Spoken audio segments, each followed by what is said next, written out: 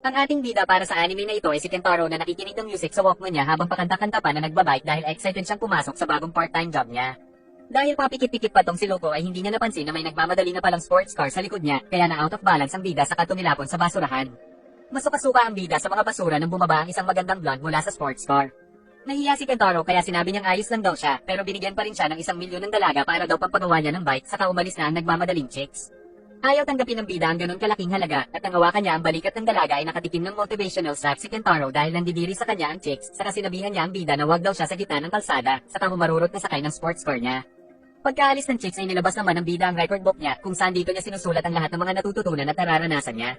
Nagpunta si Kentaro kay Tanda para magpaayos ng bisikleta at dahil hindi naman daw mahirap ang ginawa ng matanda ay ayaw na siyang pagbayarin ito basta daw pag nagkaanak na ang bida ay bumili na lang daw sila ng bisikleta sa kanya. Papaalis na sana si Kentaro nang makita niya may mga mamang nangaharas kay Tanda dahil sa wala itong pambayad sa kanila, kaya naman nagalit si Kentaro na parang papalat sa mga mama, pero lumiko din siya dahil pala sa dino-drawing niya mga ito sa notebook. Pagkatapos ay nagpunta na sa ina-applyan niyang trabaho ang bida at nakita niya dito ang mga office girls kaya naman pinangarap ni Kentaro na magtrabaho dito. Nang ipakilala na ng secretary si Kentaro sa boss ay nakita niya na ito rin pala ang nakabangga sa kanyang babae kanina at kahit na nakangiti si Kentaro ay masungit talaga ang boss dahil inutusan siya nito kaagad na maglinis ng mga inidoro. Pero kahit na masungit ang boss niya ay hinahangaan niya pa rin ang angking kagandahan nito kaya habang naglilinis ay nag-i-imagine ng loko. Nahuli siya ng boss sa ginagawa nitong kamanyakan kaya gusto na siya nitong tanggalin pero nagmakaawa ang bida dahil sa passion niya daw ang mga computer kaya naman nagtataka din daw siya kung bakit siya pinaglilinis ng CR. Nag-ensayo din daw buong gabi ang bida kaya naman bago matanggal ay nakiusap muna si Kentaro na subukan daw muna ng boss ang kakayahan niya pero pagharap sa computer ay nalilito ang binata sa kung ano ang gagawin. Sinabi ng isang dalaga na gumagamit daw sila ng C-based computer language pero dahil hindi ito maintindihan ng bida ay naisip niya na bastos ang ibig sabihin nito kaya naman nagtakbuhan ng mga kababaihan sa dakilang manyakol na siyang naging dahilan para tuluyan na siyang tanggalin sa trabaho ng sexing boss. Pero dahil sa porsigido ang bida na matuto ng programming ay sinabi nito sa boss na handa daw siyang pagsilbihan sila kahit walang sahod para lang magkaroon ng pagkakataon na matuto ng computer programming na siyang sinang-ayunan naman ng boss. Inuna muna ng bida ang tama niya kanya bago pagsilbihan ng mga dalaga saka nagtanong-tanong tungkol sa mga nalalaman nila sa programming. Pagkatapos ay naglinis si Kentaro ng mga salamin ng mataas na gusali kaya naman napansin siya ng sexing boss na nag-e-enjoy sa simoy ng hangin habang ine-enjoy naman ng bida ang pagtingin sa mga cocomelon. Dahil dito ay gumanda ang mood ng bida pero naaksidente siya at may nahulog na bag sa ulo niya na may laman na bra. Tinitigan ito ng bida saka sinuot ang makita na paparating na pala ang mga empleyado kaya naman dali-dali siyang nagtago sa loob ng locker at nagdasal na wala sanang makakita sa kanya. Pero naka-jackpot ang loko dahil sa nagbibihis sa mga empleyado doon kaya naman dinrowing sila ng bida. Lumabas na siya ng locker nang makita na nakauwi na ang mga empleyado nang makita ang isang computer na nakabukas pa rin kaya inoff niya ito para hindi daw sayang sa kuryente pero hindi siya marunong mag-off kaya hinugot niya na lang ang power. Pagkatapos ay nag-imagine pa ang bida na pinupuri siya ng sexing boss pero pagdating ng boss ay napasigaw ito kaya agad na sumaklolo si Kentaro. Dahil sa pag-aakala na ikakatuwa ng boss ang ginawa niya ay agad na inamin ng bida na siya daw ang nag-off pero paglapit niya ay nakatikim ng malakas na sapok sa mukha ang bida. Aksidente pala na nabura ng bida ang program na ginawa nila ng 3 buwan saka deadline na rin daw kinabukasan kaya naman galit na galit ang boss. Dahil dito ay pinagpupunit ng boss ang notebook ng bida kaya nagalit si Kentaro dahil sa mas mahalaga pa daw ang notebook na ito sa buhay niya pero mas lalo lang nainis ang boss dahil sa nakita nito na nakadrawing siya sa notebook ni Kentaro. Dahil sa nangyari ay tinanggal na siya ng boss sa trabaho kaya naman nagmakaawa ang bida at handa daw siyang gawin ang lahat kahit na magpunas ng puwet ng boss niya. Sinabi ng boss na hindi naman daw problema ni Kentaro ang pera dahil sa 1,000,000 na binigay nito pero nalaman niya sa binata na nagastos na nito ang 1,000,000 kaya nagalit palalo ang boss. Dahil sa nangyari ay napuyat ang mga empleyado pero sa kabila nito ay hindi pa rin sila aabot sa additional 1 week na deadline. Nagulat naman ang isang empleyado nang makita na meron pala silang backup ng program na naidilit ng bida na labis na ikinatuwa ng boss pero nang malaman na kay Kentaro galing ang backup ng program na ito ay naisip ng boss na nalinlang sila ng bida.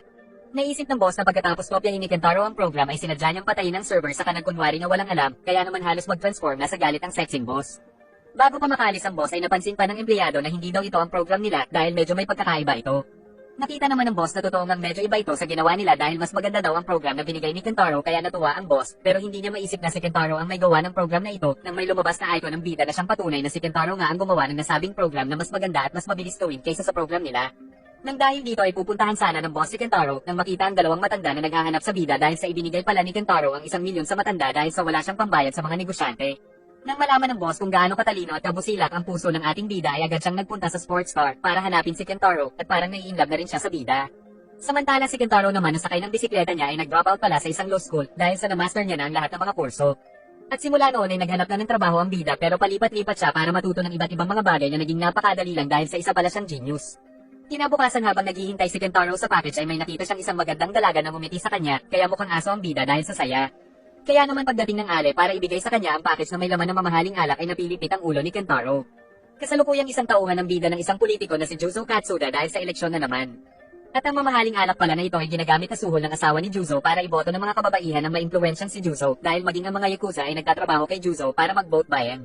Napakadumi maglaro ni Juzo dahil halos lahat ng mga bumoboto sa kanya ay nabibili niya sa pamamagitan ng pera o alak at ang lahat ng bagong nalaman ng bida ay nilista niya na naman sa notebook niya. Nagpaalam naman na hindi daw muna papasok ang katulong nilang Ale dahil may sakit daw ang anak niya pero ayaw pumayag ng asawa ni Juzo dahil busy daw sila sa eleksyon kaya naman sinabi ni Kentaro na siya na lang daw muna ang maglilinis ng bahay nila Juzo. Dahil sa mapilitang bida ay pumayag na ang asawa ni Juzo pero kaya pala gusto ni Kentaro na maglinis sa bahay nila ay dahil para makita niya ulit ang maganda at sexing dalaga na anak ni Juzo. Napansin naman ito ng isang Yakuza kaya sinabi nito sa bida na noon daw ay may lalaking pinasalvage si Juzo dahil sa pagnanakaw ng panty ng anak niya na si Naoko. Tuwang-tuwa ang bida habang naglilinis ng CR nila Naoko dahil naiisip niya na sa inidoro daw na nililinis niya na uupo ang magandang dilag kaya kinukuskus niya pa ang pagmumukha sa inidoro pero nasubsob siya nang marinig na sumigaw ang dalaga. Humingi naman ng patawad si Naoko dahil sa akala niya daw ay napasok sila ng magnanakaw, saka napansin pa nito na basa ang pagmumukha ng bida kaya inanyayahan niya ito na magpunta sa kwarto niya para bigyan ng pamalit. Kinilig si Kentaro nang hawakan ng malambot na palad ni Naoko ang kamay niya, saka na-imagine pa ng salbahing bida na ang kamay niya ay ang pototoy niya. Binigyan siya nito ng pamuna sa mukha pagkatapos ay pinagmasdan ng bida ang mga bagay na nasa loob ng silid nang makita sa likuran na naghuhubad si Naoko para magpalit ng pambahay na damit, kaya nagtanong ang bida kung lalabas na daw ba siya ng silid pero sinabi ng dalaga na ayos lang daw na nasa loob siya. Halos sumabog na ang dibdib ng bida dahil sa excitement, saka tumapat pa siya sa salamin at naisip na masyadong inosente daw pala si Naoko. Samantala iniisip naman ni Naoko na isang manyakol na nagpapanggap na gentleman ang bida, kaya naisipan pa niya itong tuksuhin. Napatakbo na dahil sa iya ang bida, kaya naisip ni Naoko na isang introvert daw pala na manyak ang bida, kaya naisipan niyang tuksuhin ito araw-araw. Kinabukasan ay napansin ng classmate ni Naoko na mukhang masaya daw siya, kaya naisip nito na baka may kasintahan na daw ang dalaga, pero itinanggi ito ni Naoko. Nilapitan ni Naoko si Kentaro nang makita niya ito sa daan, saka nagkunwaring nahihilo kaya nahawakan ng bida ang mga siopaw niya at hindi pa nasiyahan ng dalaga dahil ipinahawak din ito ang pechay sa binata na tuwang-tuwa. Bumangon na si Naoko at nag-abot ng sulat saka tumakbo ng mabilis kahit na nakikita ang pechay nito dahil walang takip.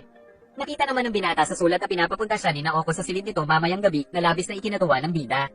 Nagpunta nga ang bida sa silid ni Naoko kinagabihan, saka inaakit na naman ito ang binata gamit ang mga cocomelon kaya naglalaway na si Kentaro. Nais daw ni Naoko na magpaturo sa bida pero hindi niya ito sinasabi ng diretso sa binata kaya naman naisip ni Kentaro na baka gustong maranasan ng dalaga ang ginagawa ng mga mag-asawa kaya pumayag siya. Pero nais lang pala na magpaturo ni Naoko sa math subject habang labas ang cocomelon kaya kinikilig ang ating bida pero alam ni Naoko na pasimpleng sinisilip ng binata ang cocomelon niya. Pagkatapos ay nagpasalamat na ang dalaga kay Kentaro saka pumayag pa si Naoko na dumalaw gabi-gabi ang bida sa kwarto niya kaya parang lumulutang na sa tuwa ang binata pero hindi nito alam na pinapaglaruan lang siya ni Naoko. Simula noon ay gabi-gabi nang dumadalaw si Kentaro sa kwarto ng dalaga para turuan siya ng math at palagi din siya nitong tinutukso gaya ng pagpapakita ng siopaw at pagpapakita ng mga underwear nito na assorted ang kulay na parang donut yum-yum. Isang gabi ay ipinakita ni Naoko sa bida ang swimsuit niya para itanong kung bagay daw ba ito sa kanya, kaya naman habang tinuturuan ng bida si Naoko ng math ay nakatayo na naman si Mayor Jun. Nag-enjoy naman ang dalaga sa mga ginagawa nitong pagkukunwari sa harap ng binata dahil itinuturing niyang laruan si Kentaro na takot daw sa tatay niyang maimpluwensya. Napansin din ng dalaga ang notebook ni Kentaro, kaya naman nagpanggap na naman siyang nahihilo para makuha ito. Nang basahin ni Naoko ang notebook ay nalaman niya na alam pala ni Kentaro na nagpapanggap lang siyang inosente at nakasulat din sa notebook ng bida na isang manipulative na babae daw si Naoko kaya naman nag-aapoy sa galit ang dalaga dahil siya pala ang pinapaglaruan ng binata. Nanalo na sa eleksyon ng tatay ni Naoko kaya excited ang mga tauhan nito dahil pangako ng politiko na kapag nanalo daw ito ay ililibre niya ang mga tao sa club at sa parlor pero hindi masaya ang bida dahil nawawala ang notebook niya. Patuloy na naghanap ang bida hanggang sa itanong niya kay Naoko kung nasaan ang notebook niya pero nagulat ang bida nang gupitin ng dalaga ang suot nitong damit. Pagkatapos ay pinahawak niya ang gunting sa bida saka sumigaw ng malakas. Dahil dito ay nagtakbuhan papunta sa kwarto ang tatay nito at ang mga tauhan, saka pinagbintangan si Kentaro na pinagbalakan daw siya nitong palakpakin saka tumingin sa bida na hawak-hawak pa ang gunting. Iniisip ni Naoko na katulad ng ibang binata ay sasabihin din ng bida ang katotohanan na na-frame up lang siya, pero nagulat siya dahil hindi itinanggi ni Kentaro ang mga paratang niya, saka sinabi pa sa tatay na mahal niya daw ang magandang anak nito, kaya pinubugbog ang ating bida. Habang binubugbog ay naaawa si Naoko dahil sa kahit na ginawa niya ng masama si Kentaro ay naging mabait pa rin ito sa kanya, kaya pinigilan ng dalaga ang pambubugbog sa ating bida. Natuwa naman ang binata sa ginawa ni Naoko, pero sana daw ay medyo inagahan pa niya ang pagtulong dahil bogbog sarado na ang mukha ng bida. Dahil dito ay natanggal na ulit sa trabaho si Kentaro, saka nagsorry naman ng dalaga sa kanya at inaasahan na sa pagbabalik daw ng bida ay nais ni Naoko na ibigay sa binata ang first time niya. Natuwa din ang tatay ni Naoko sa ating bida dahil sa lakas ng loob nito dahil hindi daw nagsabi ng excuses si Kentaro para hindi siya mabugbog. Pagtingin naman ng bida sa notebook niya ay may nakaipit ditong underwear ni Naoko na may nakasulat na phone number. Kinabukasan ay naging isang cook naman si Kentaro sa isang tindahan ng ramen, saka nagreklamo ang isang customer dahil sa hindi daw maganda ang pagkakaluto ng noodles. Dumating na si Nori na anak ng may-ari ng shop saka tinanong nito sa nagreklamong customer kung okay daw ba ang noodles na gawa ni Kentaro, kaya pinagbigyan na lang nito ang bida, pero nagbanta na lagot daw si Kentaro sa kanya kapag hindi siya gumaling sa paggawa ng paborito nitong noodles. Mamaya pa ay dumating din ang businessman na si Kogure sa shop na may dalang mga prutas para sa tatay ni Nori, kaya binigyan nila si Kogure ng noodles at pagkatapos kumain ay niyaya nito si Nori na makipag-date. Nagpasalamat naman ang dalaga kay Kogure dahil sa pagtulong daw nito sa tatay niya nung na-hit and run ito. Kinabukasan ay namasyal na ang dalawa kung saan tanaw nila ang barko ng kumpanya ni Kogure at nag-propose na kagad si Kogure kahit na first day pa lang nila ito dahil sa mahal niya daw si Nori. Kinagabihan ay nakita naman ni Kentaro si Kogure na may kasamang ibang babae, saka sinundan pa sila ng bida sa kotse kaya naman nalaman ni Kentaro na ito pala ang tunay na kasintahan ni Kogure at saka balak din ito na alisin sa lugar ang shop nila Nori para mapatayuan niya ng isang bar. Magbubumbong na sana ang dalawa sa loob ng kotse nang biglang magpakita si Kentaro para itanong kung totoo daw ba ang sinasabi ni Kogure, saka nagmakaawa ang bida na wag daw nitong gawa ng masama ang mabait na pamilya nila Nori, pero tinadyakan siya nito sa pagbumuka saka pinagbantaan si Kentaro na wag makialam. Kinabukasan ay napansin ni Nori na nabugbog ang bida pero hindi niya sinabi sa dalaga ang tungkol sa masamang balak ni Kogure sa pamilya nila, saka excited na umalis ng bahay ang dalaga para makipag-date. Nanood ng karera ng mga kabayo ang dalawa habang nasa loob ng private room nang gawa ni Kogure ng kamanyakan si Nori pero ayaw ng babae dahil sa hindi pa daw sila kasal. Tinatanggal ni Kogure ang butones ni Nori pero ibinabalik lang ito ni Kentaro na nagtatago pala sa loob ng mascot na kabayo. Kiniliti ni Kogure ang kamay na akala niya ay kay Nori pero kay Kentaro pala at saka dinilaan pa ito ng manyak na businessman. Hindi na nakapagtimpi si Kogure kaya gumamit na siya ng marino style pero si Kentaro ang nahalikan ng manyak na halos mamuti na dahil sa parang octopus kung makahigop ang manyakon na businessman. Mamaya pa ay sinabi ni Nori na gusto na daw niyang umuwi kaya nagtaka si Kogure kung bakit waipek ang mga ginawa niyang pamromansa dahil hindi niya alam na si Kentaro pala ang naromansa niya. Pag-uwi ay hindi pa rin naka-recover ang bida sa ginawang sisig marino style ni Kogure. Saka nakiusap pa ang dalaga sa bida kung maaari daw ba na manatili na lang si Kentaro sa bahay nila para daw may kasama ang mga magulang niya kapag umalis na siya dahil sa binabalak na niyang pakasalan si Kogure. Pinipigilan siya ni Kentaro dahil alam niya ang maitim na balak ng manyak pero pinagtatanggol ni Nori ang mayamang businessman. Nainis si Nori kay Kentaro kaya lumabas ito para hanapin si Kogure nang makita nito na nagmamakaawa ang bida sa businessman pati na sa kasintahan nito na tigilan na ang pamilya nila Nori. Ayaw pumayag ng negosyante dahil pinagplanuhan daw nila ito simula sa pagsagasa ng kasintahan niya sa tatay ni Nori para magkaroon siya ng pagkakataon na makilala at makapanligaw sa anak nito.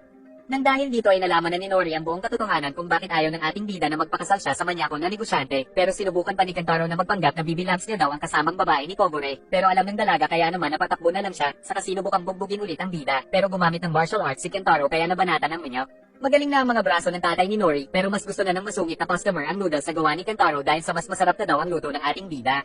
Pagkatapos ay dinalaw ni Kentaro si Nori para magpaalam nang papasukin siya ng dalaga sa silid nito, saka nais sana niyang ibigay ang flower arrangement sa ating bida.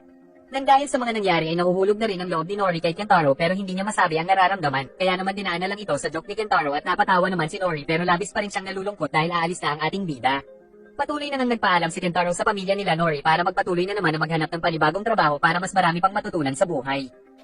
Isang malamig na umaga ay nagpunta si Kentaro sa isang swimming pool nang makita sa labas ang isang magandang babae na lalaki pumorma. Nang dahil dito ay nais na makita ng bida na nakabikini ang nakita niyang babae pero napansin nito na sinusundan siya kaya nagpalusot si Kentaro na mag-i-apply daw siya bilang isang swimming instructor. Pagpasok sa loob ay titig na titig si Kentaro sa babae habang nagsiswimming, saka sinabi nito na si Kentaro na daw ang next.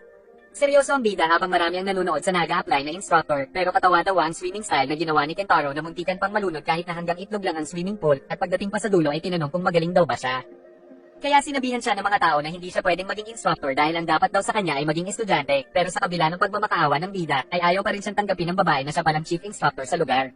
Bago umalis ay pinangako ni Kentaro na tatalunin niya daw sa isang swimming race ang babae pagkatapos niya mag-ensayo ng isang buwan, at kapag nanalo daw si Kentaro ay dapat niyang tanggapin ang bida bilang isang swimming instructor, at kapag natalo naman daw siya ay magtatrabaho siya ng isang taon ng libre na sinang-ayunan naman ng babae. Pag-alis ng chief instructor ay sinabi ng isang babae na ang kinakalaban niya daw ay si Ayuko Hayami na nanalo ng gold medal sa pabilisan mag-swimming. Dahil dito ay naging instructor muna pansamantala ng mga batang pa-street ang bida saka nagsasanay din siya kapag off-duty. Dito naranasan ng bida ang iba't ibang mga pagsubok sa pagtuturong lumangoy sa mga bata, kaya ginagawa na lang niyang nakakatuwa ang pagtuturo. Isang gabi ay tinawag siya ni Hayami dahil sa nakita nito na masyado daw pang-isip bata ang paraan ng bida sa pagtuturo, pero masyadong positive si Kentaro kaya sumakit lang ang ulo ni Hayami at pinabayaan na lang sa gustong gawin ng binata. Patuloy pa rin sa pagpapraktis si Hayami dahil gusto niyang siguruhin ang panalo niya at kinabukasan naman ay makikita na striktong magturo ang chief, kaya na-curious ang bida at nagmakaawa na sumali sa mga tinuturuan nito. Napanganga si Hayami sa laki ng improvement ng bida sa paglangoy pero sa tingin niya ay wala pa rin pag-asa na manalo sa kanya ang binata. Umalis na ang iba pang mga instructor pero nagpaiwan si Kentaro sa pool dahil daw nasisiyahan siya sa pagsiswimming, kaya natuwa sa kanya ang chief kaya nagpahabol ito na gustong-gusto naman ng bida dahil nakikita nito ang pechay habang sinisundan niya si Hayami. Dahil sa sobrang motivated ni Kentaro sa nakikita niya ay hindi siya nakakaramdam ng pagod hanggang sa nangyari na nga ang hinihintay nating mangyari mga lodi, tumama ang nguso ng bida sa pechay ni Hayami. At dahil sa napahanga ng bida ang chief ay hindi ito nagalit kahit na sinopsop ni Kentaro ang pechay niya sa pool, pero kalahati lang daw ito ng bilis ni Hayami. Pag-ahon naman ng bida ay nagulat ang dalawa nang makita na nakalabas na pala ang Mayor John ni Kentaro, kaya nagalit ang chief at sinapok siya saka pinalabas sa loob ng pool. Kinabukasan ay napansin ni Hayami na madami daw sa mga batang swimmer ngayon ang malaki ang improvement, kaya sinabi ng isang instructor na dahil daw ito sa itinuro ni Kentaro sa kanila na teknik kung paano ang tamang pagtuturo sa mga bata na natatakot pa sa tubig. Mamaya ay meron pang isang magulang na nagpapasalamat dahil daw sa nawala na ang takot ng anak nito sa pool at si Kentaro pala ang nagturo dito. Dahil sa mga nalaman ay naisip ng chief na natalo siya sa laban nila ni Kentaro, kaya naman balak niya na natanggapin bilang ganap na swimming instructor ang bida, pero naghahanap na naman si Kentaro ng panibagong trabaho. Kinabukasan habang papaakyat ang bida, ay may nakita siyang isang naka-big bike na isang lady rider pala na labas ang siopaw na nakatingin sa kanya kaya kinilig ang bida. Saka bumobomba pa ang chicks habang umiinom ng energy drink, kaya naman naastigan sa kanya si Kentaro. Hindi pa nasiyahan ang babae dahil binomba pa nito ng binomba ang motorsiklo niya bago umalis, saka nagmamadali na rin na umalis si Kentaro at nangangarap na makita niya sana ulit ang babae. Pagkatapos ay nagpunta na ang bida sa bago niyang papasukang trabaho kung saan siya ay magiging isang kasambahay sa isa sa pinakamayamang angkan sa Kyoto dahil sa curious siya sa kung paano mamuhay ang mga mayayaman at elite na tao, kung saan disiplinado ang mga tao kahit sa posture ng likod. Isang araw habang nagwawalis ng bakuran ay nakita ni Kentaro ang anak ng boss niya na si Reiko at napahanga ang bida sa angking kagandahan nito. At dahil sa sobrang crush nito ng bida ay sa titig pa lang nito ay namumula na ang buong katawan niya. At nang dahil dito ay naisipan ni Kentaro na manatili na lang sa lugar na ito dahil sa tuwing nakikita niya si Reiko ay nanginginig ang buong niyang katawan kaya naman muntikan niya nang mabagsakan ng dalaga ng dala niyang mga pagkain pero naiwasan ito ng babae. Hindi naman nagalit si Reiko pero nagtataka naman ng bida kung paano nakakilos ang napakabilis ang dalaga saka pinarusahan siya dahil sa natapon ng mga pagkain para maging focus daw ang utak ng bida. Habang naglilinis ng inidoro si Kentaro ay naisip na naman niya na dito nauupo ang puwet ng crush niyang si Reiko kaya niyakap ito ng manyakol na bida pero hindi niya alam na nasa likod na pala ang crush niyang dalaga na tahimik lang na pinagmamasdan ng angking kama niya kanya. Sa sobrang curious ng bida sa crush niya ay di nila dilaan ito ang baso ng dalaga at tinignan ng mga gamit nang may makita siyang energy drink. Mamaya ay dumating na ang boss niya dahil tinatanggal na daw siya nito sa trabaho dahil sa puro siya palpak at puro kama niya ka nang inaatupag at dahil dito ay sa labas muna nagpalipas ng gabi ang bida. Kinabukasan ay nakita ni Kentaro na sumakay ng kotse si Reiko kaya sinundan ito ng bida at nakita na nagpunta ang dalaga sa isang lumang gusali. Pagsilip ay nalaman ng bida na ang lady rider na nakita niyang pinaglaruan ang motor sa harapan niya ay walang iba kundi si Miss Reiko pala at ginawa pa nga ulit ito ni Miss Reiko habang walang saplot pero mamaya ay nakita nito na nanonood pala ang bida kaya lumabas na si Kentaro. Inamin ni Reiko na naiinlove daw siya sa motor niya kaya niya ginagawa ang nakita ng bida. Pulang-pula na si Kentaro dahil sa mga rated X na ginagawa ng dalaga sa motor nito hanggang sa mapalunok na lang siya at mag-sorry kay Reiko. Sinabi naman ni Reiko na kung gusto daw na maka-score ng bida sa kanya ay kailangan na mahabol ito ang motor niya kaya game na game ang manyakol na bida. Dahil dito ay nagkarera ang dalawa pero walang pag-asang manalo ang bida sa high CC na motor ng dalaga pero dahil sa kagustuhan ni Kentaro na matikman ng pechay at siopaw ay saagusan siya ng tubig dumaan bilang shortcut. Samantala nagasgasan naman ang mamahaling kotse ng isang lalaki dahil kay Reiko na ikinagalit nito kaya hinabol nito ang babae saka naisipan naman ng bida na sumabit dito. Kumpiyansa si Reiko na hindi siya mahahabol ng nakakotse habang ang bida naman ay naluluha na sa sobrang bilis. Bigla namang may tumawid na isang rapon kaya biglang napapreno ang kotse habang ang bida naman ay rumampa dito saka ginamit ang cable sa poste na parang si Tarzan at saka sa mga cable siya ng kuryente nagbike na labis na ikinagulat ni Reiko. Nakababa ng ligtas ang bida sa tulong ng mga puno at sa paggulong sa pader kaya matindi ang naging labanan ng dalawa. At dahil sa pababa ang daan ay nagawa ni Kentaro na makahabol sa big bike ng sexing lady rider at saka napahanga niya ulit ang dalaga dahil sa lupit at walang takot nitong pagbibengking-bengking sa mapanganib na daan. Nang makarating sila sa isang straight na pababa at natatakot naman ang dalaga sa naiisip niyang gagawin ng bida na pagtalon sa bangin papunta sa kabila gamit ang bike nito pero buong-buo naman ang loob ng binata sa gagawin kaya mas lalo pa niyang binilisan. Napapreno naman ang dalaga sa kalubos na napahanga sa nakita niya na parang lumilipad ang bida pero hindi ito umabot sa kabila kaya naman inakala nito na patay na ang binata. Hinangaan ni Reiko ang katapangan ng bida pero wala na din daw itong kwenta dahil sa nasawi na ito nang makita na buhay pa pala ang bida kaya kinilig ang dalaga at inamin na natalo siya sa laban nila at saka sinubukan na habulin si Kentaro para ibigay ang premyo nito na maka-score sa kanya. Samantala si Kentaro naman ay hindi makatigil kahit gusto niya na dahil sa sira na pala ang preno ng bike niya. Nag-apply na naman ang ating bida na si Kentaro para sa panibago na namang kaalaman at karanasan bilang isang admin sa isang animation studio. Nagagalit ang masungit na boss dahil sa kailangan daw na may kotse ang magiging admin para sa trabaho nito pero pinagpipilitan ng bida na magagawa niya naman daw ang trabaho dahil sa tulong ng bike niya na pinangalanan niyang Crescent Moon. At nang dahil sa ang lakas ng boses ng dalawa ay napasilip ang isang dalagang artist na si Chi. Nagpunta si Chi kay Kentaro para bigyan ito ng kape at sa tulong pa ng dalaga ay pumayag na rin sa wakas ang boss na tanggapin bilang isang admin ang bida. Pagkatapos ay sinamahan ni Chi si Kentaro para ituro dito ang mga gamit sa trabaho ng magulat ang bida dahil sa nakita niyang puro natutulog ang mga empleyado doon at napakarami pang basura, saka merong isang naglalaway pa sa desk kahit pasado 2:00 na ng hapon. Pagkatapos ay kinolekta na ng bida ang mga file para sa gagawin nilang project at nang mapadaan siya kay Chi ay may bago na naman siyang natutunan, saka pinagmasdan pa ng binata ang hugis ng katawan ng dalagang animator na siyang nilista rin ng manyak sa notebook. Kahit na isang admin ng bida ay pinaglilinis siya ng mga basura dahil sa isa pa lang siyang trainee at habang ginagawa niya ang mga trabaho ay pinagmamasdan niya ring maigi kung paano ang ginagawa ng mga animator na dumadaan pala sa mabusisi at matagal na proseso. Napansin naman ng isang animator ang bida na titig dahil sa nakita nito na gumagawa din pala ng mga rated X ng mga anime ang kumpanya na pinasukan niya. Pinakita ng animator ang reference niya sa paggawa ng character na nagustuhan naman ng bida pero may binago lang siyang konti sa hugis ng Cocomelon na nagustuhan naman ng animator dahil sa may talent din sa pagguhit si Kentaro.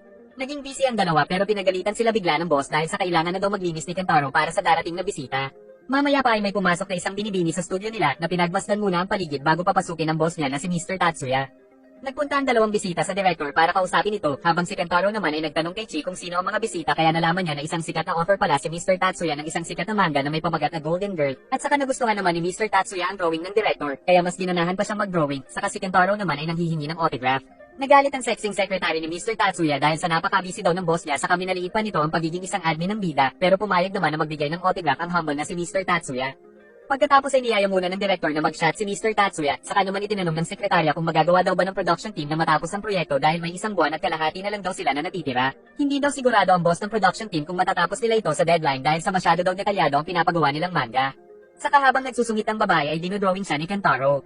Dahil sa final pressure sila ng sekretarya ay mas dumami ang mga trabaho ni Kentaro, kaya sa production na lang din natutulog ang bida dahil kailangan ay lagi siyang on-call.